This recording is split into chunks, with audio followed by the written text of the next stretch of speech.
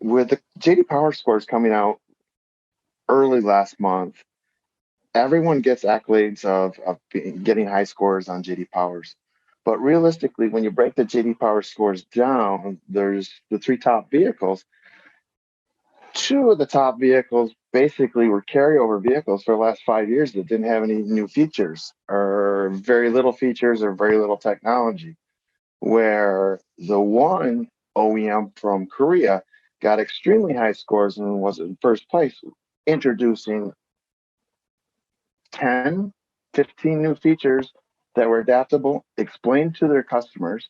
That's what they did. Number one, first, they explained to their customers how the feature was supposed to work. But number two, they incorporated the quality and the features actually worked the way that they were supposed to work. So therefore, JD Powers gives them a high ranking of scores.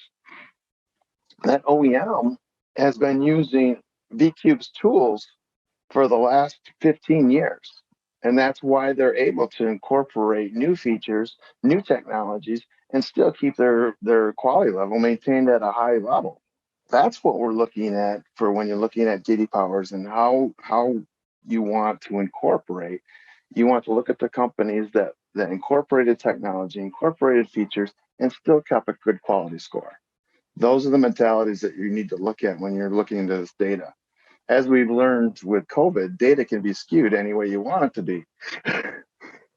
So these are the numbers that you need to look at is how many features, how much new technology is incorporated, and the vehicle as it is introduced versus something that's incorporated, very little technology, and then gets a great JD Power score thinking it's a good vehicle to go out and buy.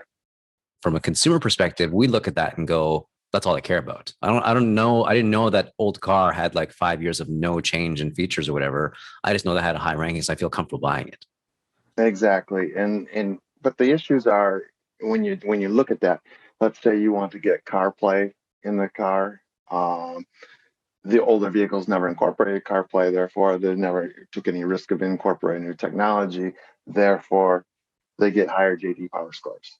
Or let's say CarPlay wasn't incorporated properly or wasn't explained to the customers. It's something that the Korean manufacturer has done a very good job of educating the customers and then following through and making sure that the quality of the feature is actually incorporated properly. I think what you're trying to say is that it kind of empowers, like VCube essentially is empowering car manufacturers to take those risks with introducing new features because it won't hurt their JD Power rankings, so to speak, kind of things. Is that kind of right?